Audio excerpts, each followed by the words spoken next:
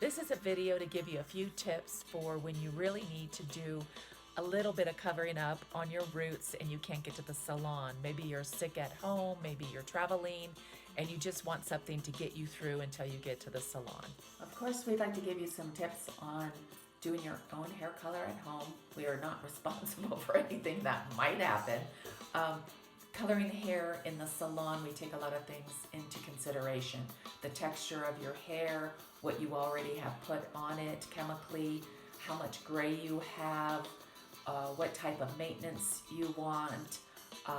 There's a lot of things to be careful for, like staining the hair. If you color your hair a medium to dark brown, it has a lot of stains. You have to watch for dripping in the face. There are a lot of things to be careful about. But in order to try to help people, basically this was initially taped for the coronavirus, be able to get past it just a little bit and be able to do something at home. The types of hair colors that have less problems afterwards are those that match your hair color that is much more similar to your own hair color. If somebody's brown and they think they're going to be blonde, you're going to have a problem.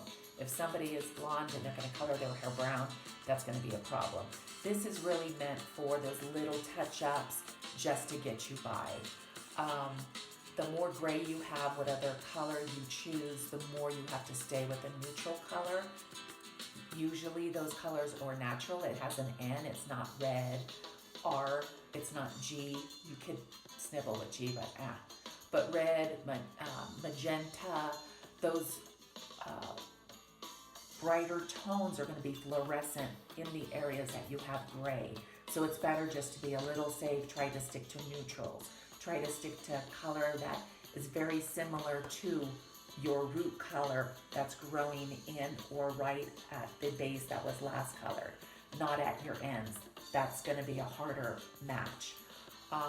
It's best to do a little test color, not just for make sure you're not allergic to it, but also see the color is going to be similar to what you were hoping for. To do a test patch, you only have to use the amount that you need. Most colors, read the directions, are equal parts.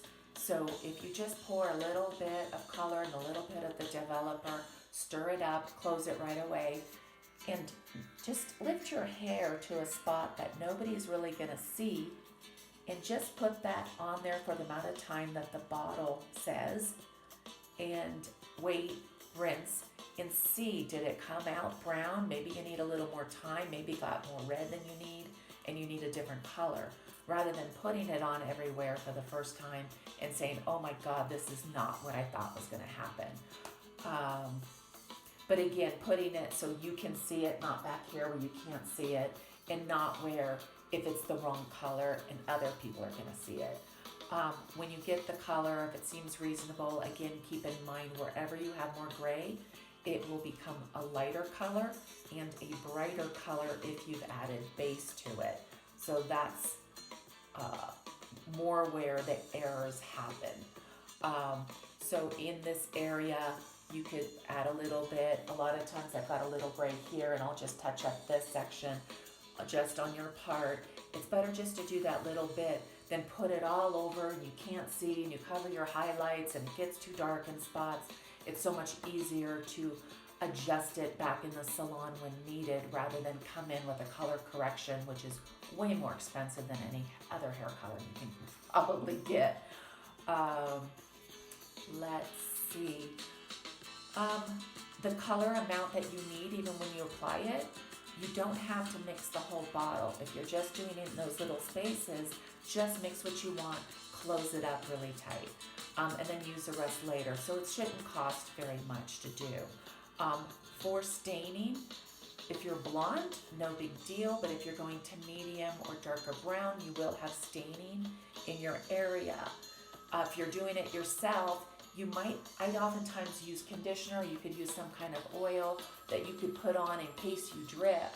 But also, when you're done with the application, it has to sit for so long, you might also put it a little bit on that color, the liquid color line, because that will help it from soaking into your skin and staining and having really dark stains. actually right before you put on that color stain protector, if you apply the color, oftentimes because you're warm hair, it does kind of dry out, and when it does that, the color stops working.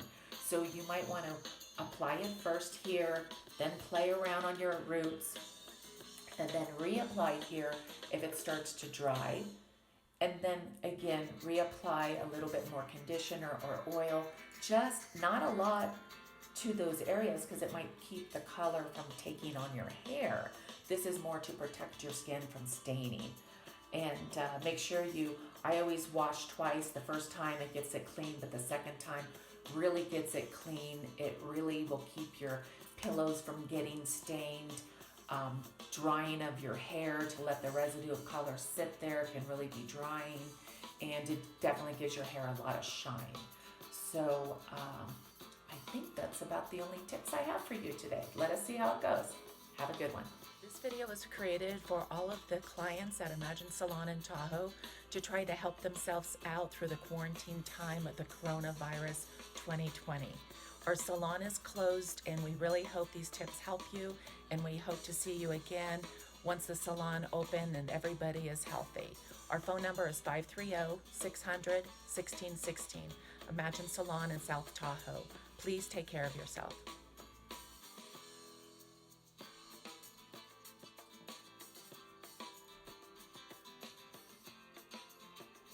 That would remove the stains. Wait, I already said that one. I guess try to get your lazy ass husband off the couch, for better or for worse, and help you out. Quarantine hair, huh?